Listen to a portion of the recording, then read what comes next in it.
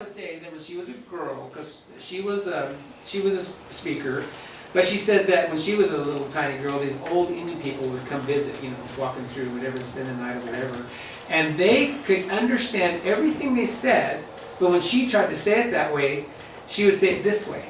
See, her register was different, but she understood everything they said. She'd sit there as a child and just go, wow, hear, understand, follow the conversation, but her way of creating the words was different, a different register. So now if she had spent time around that higher register speaker, then she'd have learned that. See what I mean? She'd have picked it up better and more completely. But anyway, so we heard him talk about this, and my mother talked a lot about it. And then I would actually try to document, okay, where I'm part of this discussion. I'm going to document some of these cases of upper and lower register. I don't know nothing. Then they'd go there, and then leave you hanging. It's like, well, thanks. Got me all set up here, and now no information. Well, see, part of our concern, our situation we had was that we didn't have a linguist back in the day. It would have been cool, but we didn't. And so, given what we were exposed to, provided, and with our elders being so conscientious about it, they came every Wednesday.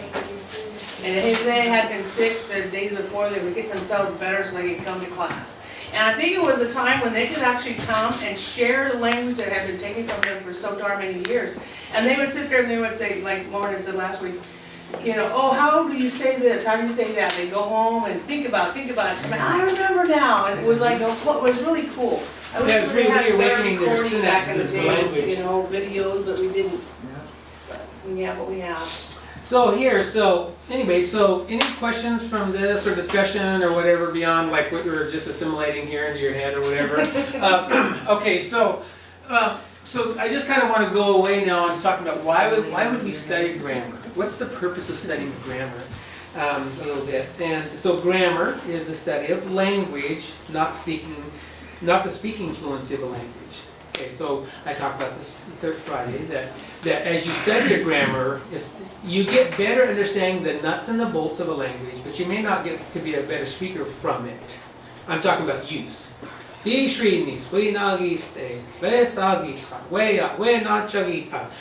may not get better just because you study the grammar, that part. But your knowledge on the nuts and the bolts of it expand profusely. Okay, so grammar studies the inherent rules of language. And as a child, and I'm rebellious, I don't want to learn something new, I guess, in school. I was like, why do I have to learn all this stuff? Did somebody just make it up to make my life, miserable? Well, no, what grammar is just how a language exists in the world. If there's a plant growing outside, and we go over there and observe it, and write down stuff, it blooms like this, it grows like this, it comes up at this time, it produces seeds like this, then I see the seed drops and it grows or whatever. All you're doing is observing its habits, its patterns, how it lives in the world. You're not saying, oh, I think, well, you can pause it. But, it only produces by seeds. Well, really, it grows roots and does it too, or its bulk split off and gets carried off by gophers and it spreads out, whatever. See what I'm saying? So what grammar is just the organic study of what it is. It's not an imposed thing. There was a lot of resistance. I guess why I'm responding to this is that in the 70s and 80s, there was still a lot of mental racism in the communities. And people were going, we don't have all those nouns and verbs and adjectives and postpositions and all that crap, Well, we do. They actually exist in the language. But we didn't know what they were. We didn't know what to call them and how they function. So you just shut your mind off. It's like, I don't want to talk about that. But really, they are there. Our language was simple. It was not complex. Dee-ni is one of the most richly complex languages on the planet. It is beautiful. It is one of the. It just knocks linguists back. Descriptive. Every time a linguist gets involved in the Dee-ni language, they just sit back on their haunches and have to just try to absorb it because it's so beautifully rich in the ability that it has to speak. So it's just examining its structure and how it works and what its relationships are and why it picks this one and that one. That's the study. And so it's not made up. It's not somebody come from the outside might come in and test things and try to say, well, does it operate like this? Oh, no, it doesn't operate like that. Oh, does it operate like this? Oh, some things are similar. Wow, it operates like this. So what they're doing when they're doing that is they're checking in on it to see what it does as a language. Then they can start observing its relationship within itself. So that's what the rules are. So, grammar is the examination of the morphosyntactic structure, or inherent mechanics, inflectional morphology, and the phonology or sound structure of the language. So morpho means what? Form, right? Morph, you know. And syntactic means the order in things are, that they exist. So morphosyntactic structure. So if I'm going to say, "Ichnik hawak nasta,"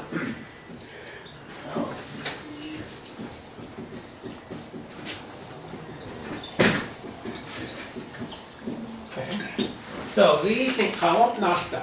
So what does that mean in English? Oh, The dog. dog is Fast running. along. Okay, so the dog is running along there. Oh, hawak nasta. Look at that. There's a dog running along there. Okay. All right. So this is just this is syntax. Now this is the word order. Now, if I try to say, the mind of the language goes, what did you, I don't comprehend the thing you just said. See, that you're mixing up the morphosyntactic structure of the language, and it doesn't like it, because it's wrong. Now, if I said to you, is running there, dog, the? You know, like do that same thing and go, what the heck are you talking about? See, so these morphosyntactic structures are inherent in the language. You don't get, what we do when we first start learning a new language, we'll use our English syntactic knowledge and try to interject it, you know, because, and that's normal, and I encourage that. I'm not discouraged, I'm just saying, but be aware that that's what you're going to do, is you're going to use the knowledge you have about grammar and then try to make Dee-ni fit into it.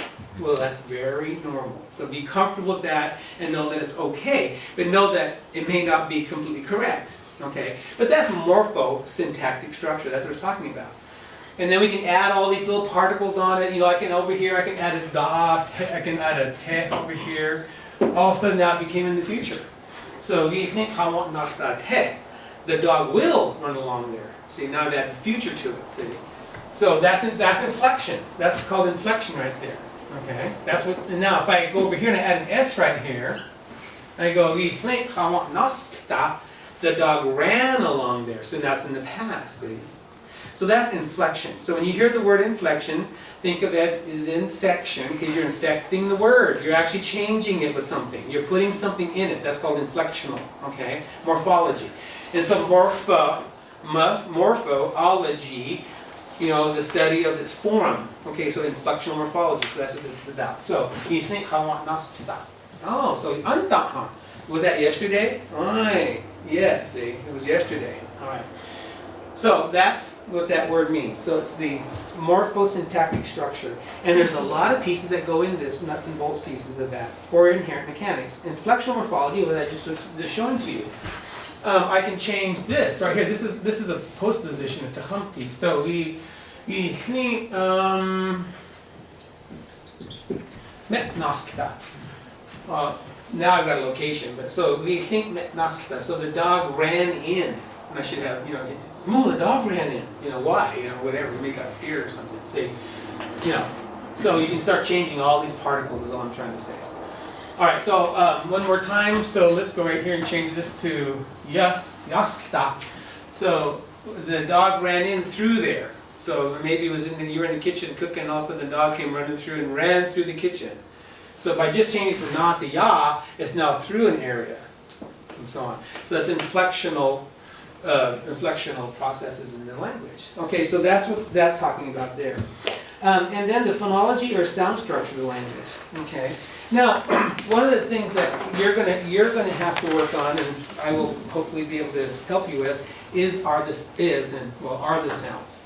And the reason why the sounds are difficult for us as English speakers is because we have not been able to do two main things. One is to hear enough of it. Okay. So as a child, from the time it's conceived until it's born, until it lives its whole life, it hears sounds. It hears prosody, it hears all this stuff, okay, in the womb. And then it gets born, and then mom and dad are really loud. They clatter, talking, arguing, fighting, cooking, cleaning, whatever they're doing, washing dishes, whatever the heck they're doing. That kid is just being bombarded with sound. And it's recording all of the patterns, recording all of the You know, the inflection of it is hearing all of it. Doesn't know what it means yet, but it's recording it. Okay, so that's a piece of it. Then the second part is, then pretty soon the baby, all babies start with ma, or da, da, da, and mom goes, why do you say dad first? Well, it's because of the speech apparatus. Right here, this mouth that we have a tongue, teeth, a roof of the mouth, we have a throat, okay? And so we have lips called bilabial movements. So one of the first things goes, da, da, da, da, da, see? Very simple to say, because it's just a t hitting here. So And they it's don't da, have da, to da, da, da, da. So to do ma, it's a bilabial, which takes more control. So if you literally go da da da ma. See the difference? So it's a lot easier to say da da da da than it is to go ma. See, so it comes on a few weeks later. See, So that's what they say dad first? that's what they go. That's not even dad. It's just duh. It's just. We make it dad.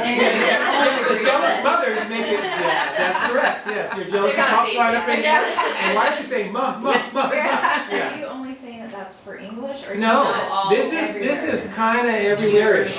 Because, yeah, I mean, you know, yeah, because as the baby's growing and it's starting to learn how to use these muscles and the airflow, see how easy it is? Da, da, da, da. But if I'm gonna go woo, woo, woo, see how much more control that requires? So there's these elemental nuts and bolts that the mouth has to start being used. The difference is, though, if you were going to be hearing Dee-ni full on, then you might move off to something else. Maybe you'll start with da, da, da, da, but you're going to start maybe doing some of the somehow, or cha, cha, or tsa, tsa, tsa. So they'll start using those sounds that we don't use in English, see? And so then that's where it moves. But see, they got two things going. They've heard this language, hours and hours and hours of this language, and now they're beginning to mimic, see? And And so, we reinforce it too. And we reinforce Because when you hear dad, dad, dad, we, oh, daddy, Yeah. dad, dad. And then they And go, we- oh, I did something good. and physiologically we move in Yeah. closer. Yeah. Dad, dad, dad. You know, we do that to each other, like, oh, ham and steak, or style, you know, whatever. Then you get slapped back, right? And it's like, you know, you should be slapped back. So with babies, we just invade their space and just get right in their energy and, you know, talk Where's to that them. ham bone? You know. So anyway, so the sound structure. Then remember, all of these things about grammar is that these sound structures are inherent to the language. You know, they're not brought in from the outside. They're not pushed on the language. They're organic. They're like. They're organic, and that's why we use a lot of biological terminology to describe grammar. Because yes, it doesn't eat, it doesn't expend fuel. You know, it does grow. Language does grow, so it is Alive. biological in that sense. But it doesn't have cells. You know, it has walls and nucleuses. It has none of that. But it has all the other stuff that happens in life. Yeah. It dies off, it grows, it expands. If it needs something, it builds it and sends it fuel, knowledge, information, and use, and it grows, see? So it's very biological in that sense, but it's not a true biology. But, so it does do all that. So the sounds then are something we need to hear. Now, there's all these studies that have been done that the older you are, the longer it is, you may